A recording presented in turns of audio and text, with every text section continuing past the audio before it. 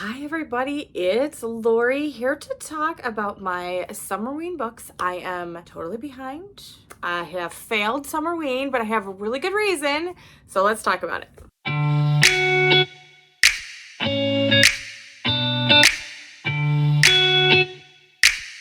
So as you guys know, Summerween was going on a couple of weeks ago now. I want to say for an entire week. I will list Gabby and Olivia's channels down below if you're interested to catch up on their videos if you haven't done so already. There were tons of channels doing wonderful Summerween videos and I was able to catch a lot of them. So that was great. I read all of the books that I had picked for Summerween and then promptly became sick and lost my voice. So hopefully that counts.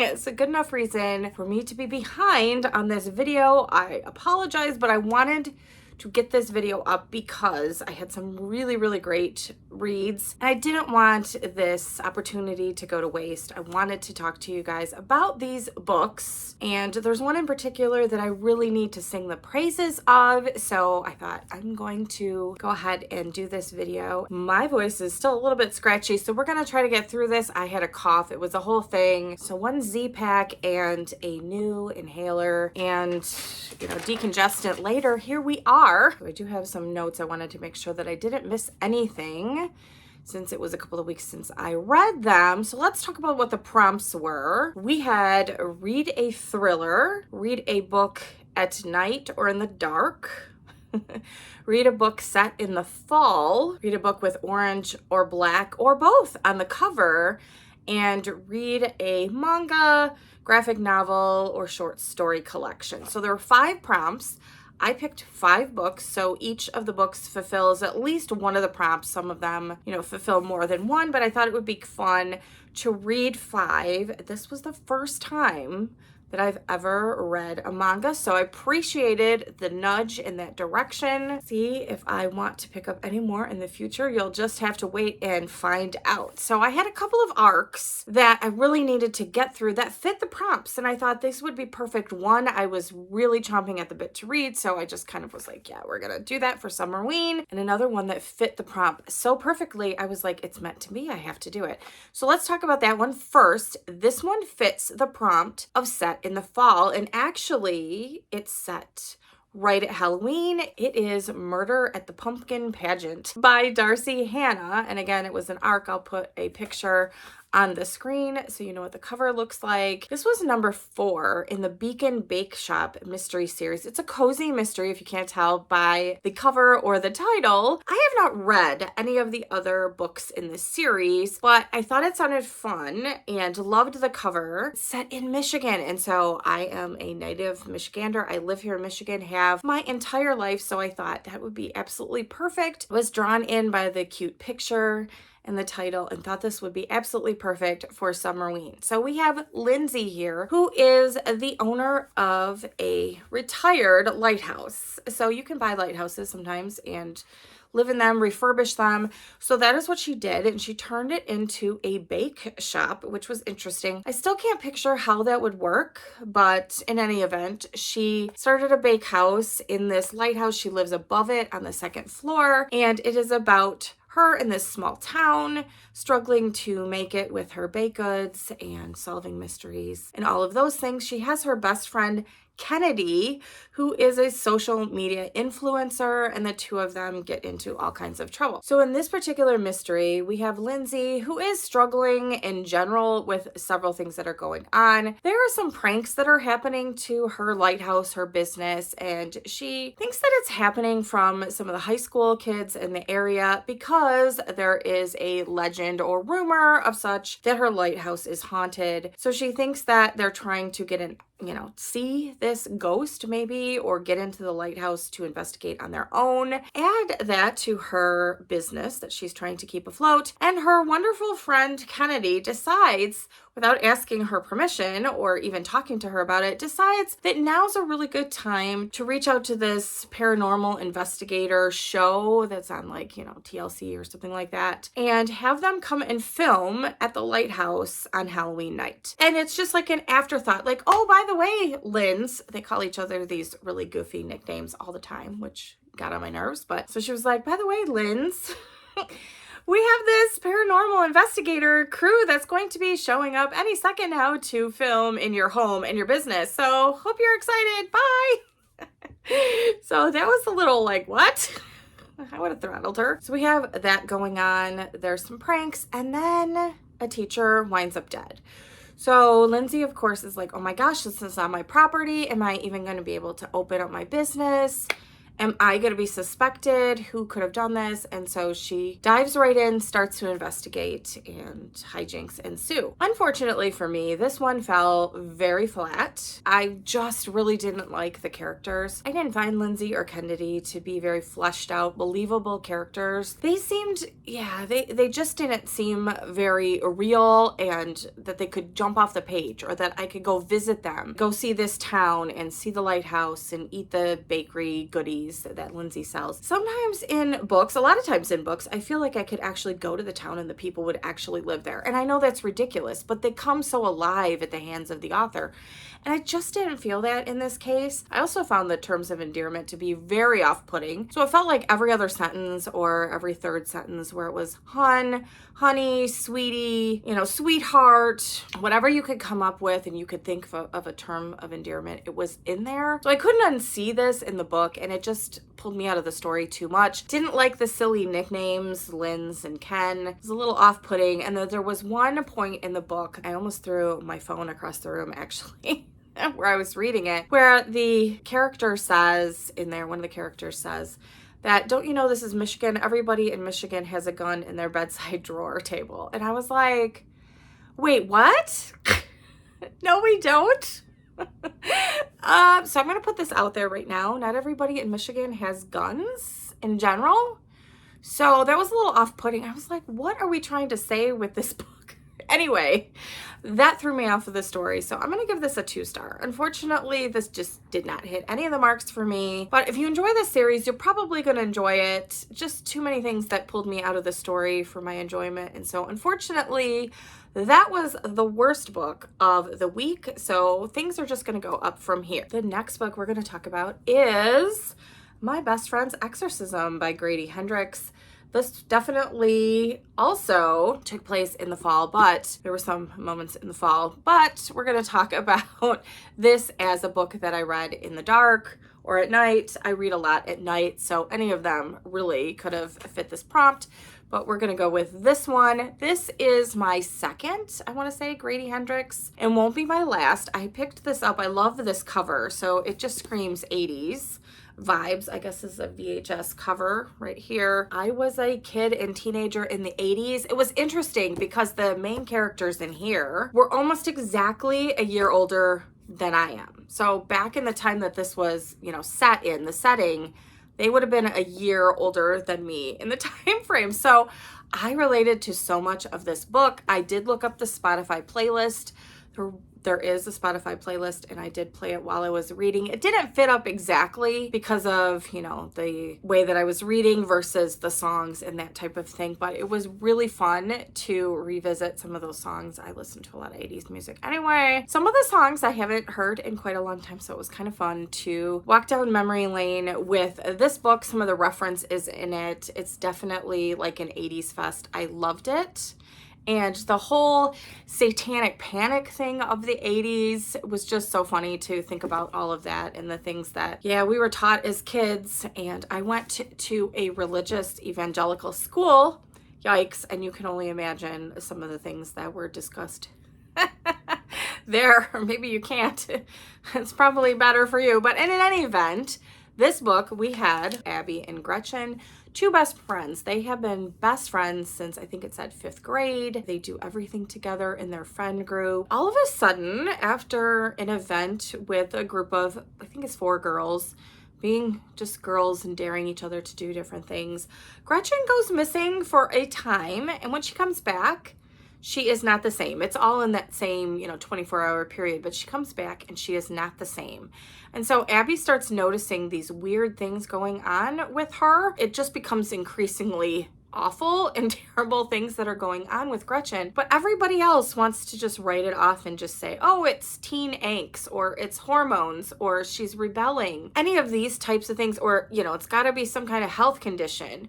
And Abby has her own suspicions, and she is determined to save her best friend. And the things that happen in here are funny. They're gross. I mean, there was, and I think everybody just like says there's one moment, absolutely for sure.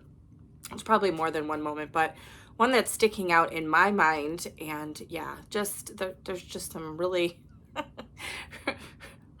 really crazy things that happen in this book, but it was campy, it was fun, it was terrifying, it was all of the things that I wanted.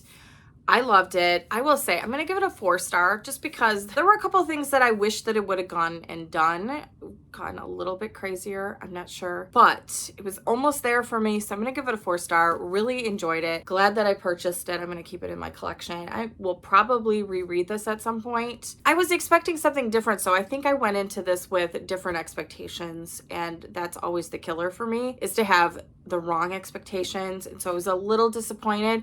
So perhaps on a reread, I will see the genius in it and bump it up a little bit, but we'll see. I had so much fun with this. 80s vibes all the way. Loved it. Okay, so my first manga ever, I decided to go safe because I wasn't really sure. Was like, okay, I don't know how I'm gonna feel, and I thought we're gonna try it. So I've heard quite a few people talk about this and thought it sounded kind of interesting and fun. So I picked it up. Spy Family, really cute, fun. You can find this at Target, for God's sake. So I thought, I'm like, okay, this has got to be easily accessible. You can buy this at Target stores right off the shelf. Sounded fun, the premise of this. So I thought, really cute. I love spies, everything spy fiction. I wasn't sure, honestly, how I'd feel about reading backwards, so to speak. I know it's not backwards for Japanese readers and everybody else, but for me, it was hard to wrap my brain around it at first, I will say, but quickly assimilated and was able to catch on and read it that way. I loved the fact that it says you're reading this the wrong way. So if you've never read a manga before, it does kind of stop you and say, no, go the other way. And it was easier than I thought it would be to grab onto it. This was so cute. So we have a father or dad, single man, who is a spy, and he has to infiltrate this spy ring that is happening at an exclusive children's school. He's single. He has no wife. He has no children. So how is he going to do this? So he decides he's going to go get himself a child. So he's just going to go pick one out. He goes to the orphanage, I guess it would be, right? And goes and picks out this little girl. Decides, okay, you know, she's cute. She looks relatively intelligent. I'm just gonna grab her. And she's like, oh my gosh, you know, I want to be in a family. I'm so happy. Wants to fit in with him and do everything that she can to stay with him. She really likes him and, you know, wants to be part of family. She has her own secret. She's a telepath. So she already knows what's happening. She knows that he's a spy. She knows what his mission is. He doesn't tell her, but she also doesn't tell him that she's telepathic. So she has to kind of hide that from him. She feels like if he knew that about her, he wouldn't want her anymore. So she hides that. Well, comes out that she barely squeaks by on the entrance exam. And so she scores just high enough to get in. But then they say at the school, we want you to have both sets of parents, or we demand both sets of parents show up for the interview stage. There are no exceptions. So they're just assuming there's 2 sets of parents, or there's 2 parents, and they demand both of them show up for this interview. And he's like, what the heck? I don't have a wife. So he immediately starts to try to go find a wife. He stumbles on one, but she happens to be an assassin. And she doesn't tell him she's an assassin, but the telepathic daughter knows. So it was really fun. It was cute. I just kept waiting for things to happen, that they would do things that the other one would find out or suspect, think what is going on with this other person. So it was really cute. I will be picking up volume 2 at some point. I will. It was very cute, very fun, and I kind of want to know what happens. It left us on a cliffhanger, of course, and I want to know what's going to happen. So thank you to Summerween for starting me on my first manga journey, and I actually loved it. Highly recommend. Okay, so our next book was Just Another Missing Person from, I believe it's Jillian. It's not Gillian, right? This was an arc. It comes out August 1st, so very quickly around the corner. I am just going to give you a brief spoiler and tell you need to order this book. You need to put a hold on it from your library, wherever, you know, place a pre-order, whatever you need to do. This was so good. I'm not going to give you any true spoilers, but this was my first book by this author. And I said in my Goodreads review, I'll put a link down below, I can't believe this is the first book that I've read by this author. It will not be the last. She also wrote Wrong Place, Wrong Time, which I think, was it last year that it came out? I know it's really been hyped. It is on my TBR. I do want to read that book, so that'll be coming at some point. I need to move it up the list somewhere because, oh my gosh, her writing was so good. I was on the edge of my seat for this entire book, and I never knew what was going to happen. So I'm counting this as the thriller for this Summerween challenge, and oh my gosh, was it thrilling. We have DCI Julia here, who finds herself picking up a case, a 22-year-old missing person, Olivia. So she just basically vanishes into thin air. She just is gone. She walks into an alleyway. There is no way to get in or out other than where the camera is facing. She goes in and never comes out. And everybody's like, where did she go? So when her brand new roommates report her missing to the police, they go out there to try to figure out, okay, she must have gone somewhere. She's got to be here. They're stumped. They cannot figure out where she would have gone. They put out, the newscast and all this other stuff, ask for her return, but nobody knows where Olivia went. And the police are just scratching their heads. They go to her new flat with her roommates, investigate, but she just literally moved in, and so there's not a lot of clues. They have no idea what's happening. Julia is really stumped. She's not really sure where she can find Olivia. So while all this is going on, she is dealing with a marriage that is in tatters. Her and her husband live under the same roof, but that's the extent of their relationship. They barely speak. There was infidelity, and so it's basically a living situation of convenience while they are raising their teenage daughter, who seems to be going through it as well. She is suddenly interested in all things true crime, listening to podcasts. She's fascinated with her mother's cases at work. And so she is dealing with her own demons as well. And so we have a family that is really crumbling, and Julia is really kind of distracted because of her personal life. She has never been this way in the past. She's a top-notch investigator. And so all of a sudden, all of these things are converging on her, and she's really at a loss. And then we see her having to make an impossible decision. She has to either compromise her ethics, which have been impeccable. Nobody has ever questioned her ethics or anything she's ever done, and she has to weigh that between following her gut and knowing what's the right thing to do versus hurting somebody that's really important to her in her life and changing the trajectory of this person's life and her life forever. So she has to make an impossible decision, and she's not really sure what she's going to do. She tries to fight against it for a very long time in this book. I thought I knew what was going to happen, and things change over the course of the pages, and you're really like glued to the pages trying to figure out what her decision is going to be and if she can make this terrible decision, or can she get around it? Can she skirt around it? What's going to happen? I was glued to this, and I will tell you about halfway through, maybe a little bit before that, you start to know some key things that are going on in the book that I was surprised that kind of came out so early. And I was like, we've got 50% of this book still left to go, and what else is going to happen? And I guarantee you there are a lot more twists and turns that await you. So don't be like, well, it's already done now. I know exactly what's going on. Don't give up. It is so good. There was never a point that I was in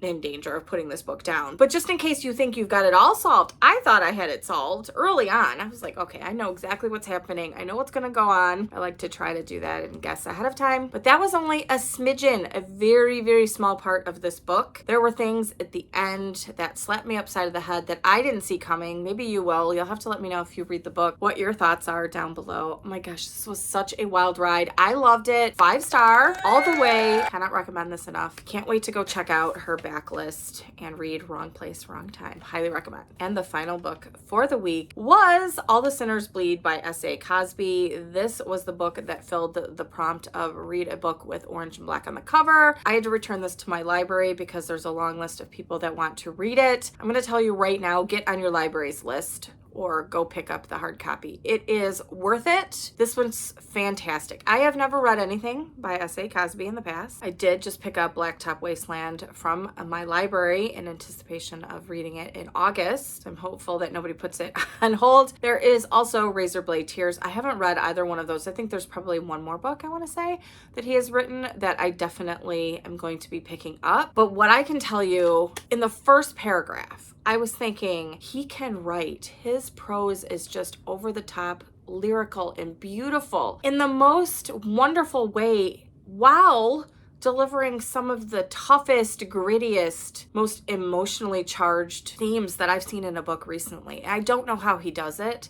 This was a tough book. I will say you might want to check the trigger warnings for this because there's a lot going on here. A lot of very heavy hitting themes that are very relevant to the world today. And I was just shocked at what he was able to put in this book so beautifully while not making it just gratuitous or gross in any way. You knew that things were happening or had happened in the past, but he didn't put it on the page as a gratuitous, like, look at all this gore and, disgustingness that was happening to children in this book. And so let's talk a little bit about, let me give you a little bit of the backstory here. So we have a black sheriff in a very racially divided southern town. So he was elected into this position. He was former FBI, very good at his job, and has grown up in this town. His father still lives here and his brother lives here. And so he comes back to this town after a little bit of an incident with the FBI that you really don't know too much about in the beginning. It kind of unfolds as the story goes along, but you don't know that in the beginning. And so he comes home to this town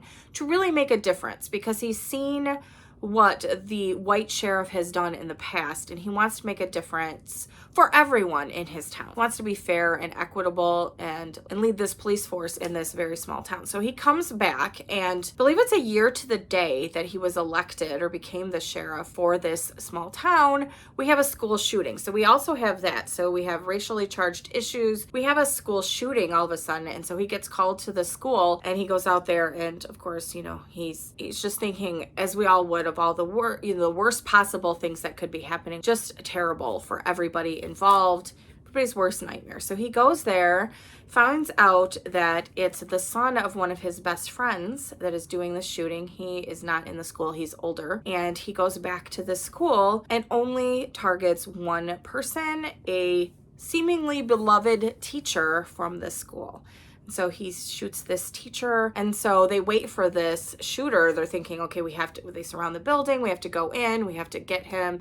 And so the shooter comes out and he starts raving and saying all of these things that are unbelievable. They're trying to bring him into custody and figure out what's happening, and kind of charges at the police. Then he is shot. And so now we have white officer shooting a armed black man, and so we have that issue as well in this racially charged town. We also have that. Then things start coming out that there's a serial killer that has been on the loose in their town, and that is what this individual is raving about, talking about things that nobody knows what's happening in their town, all of the abuse. We also have a religious cult. So, just think of something, a hot button issue that is happening, and it's probably there. There's also drugs, all kinds of things happening in this very gritty, emotional novel. But S.A. Cosby does it so well. I was glued to the pages. I could not believe how well he wrote, how alive all of these characters came to be. And I want this to be a series. I don't think it's going to be, but I want it to be. I think it was just a standalone. I loved the characters in here. It was amazing. This was handled so well. Such a tough, absolutely just a tough subject matter. We had children that were tortured and then killed by this serial killer, and he wrote it in such a way that that these crimes were horrific, but they're not on the page for you to see. And you appreciate just the horrendousness of this and the tragedy and violence of them. But you also see other aspects of tragedy in this town, of the entire case and everything that has happened. I just loved it. He is an auto-buy author for me now after one book. This was just so good. Do yourself a favor, pick this one up. Or if Razor Blade Tears sounds better, I don't think that subject matter is any less difficult. I think that's also tough. I think that one's a little bit more violent, I've heard. We'll see, but I will definitely be picking it up. If you can handle some of the subject matter that I've talked about, definitely. Highly recommend getting your hands on this book. It was so good. 5 stars. Going on the list of favorites of the year, I'm sure. So we'll see at the end of the year what it all plays out to be. But I can see this making my list of top favorites for the year. It was that good. Such a good book. Highly recommend. So I had such a fabulous reading week, and then, didn't feel so great afterwards. So that wasn't great. But overall, I'm so excited that I participated. I found some really great books, new favorite authors, summer for myself, or 2 new favorite authors. So this was highly successful. I hope you had a wonderful Summerween if you participated. It's not too late. You can go ahead and follow these prompts and find some books that work. I highly recommend the books that I picked up, or the 5-star reads that I picked up, as a great place to start. Looking forward to all the spooky season books coming up very, very soon. I can't believe it. It's just going to be right around the corner. Fall will be here before we all know it, if we can get through all these heat waves. My next video is going to talk about some beachy reads. We're still in summer, so we're going to jump back into some beachy reads that I picked up, trying to catch some of the last summer waves and rays from the sunshine before we hit into the fall and winter months. Some books that reminded me of summer. I'm excited to share all of that with you. And then the amazing readathon is starting. I have been collecting a ton of blue books. I am on the blue team and I've been collecting tons of them. I'm also reading some books for a video that will come out afterwards that is about games. I believe it will be. So that is fun. A lot of gamesmanship. I said the game's afoot, so I'm excited to share that with all of you. Let me know what you're reading down below. Make sure you give me a thumbs up if this is the kind of content that you like and enjoy. Subscribe if you're not already, and I will see you next time. Bye, everybody.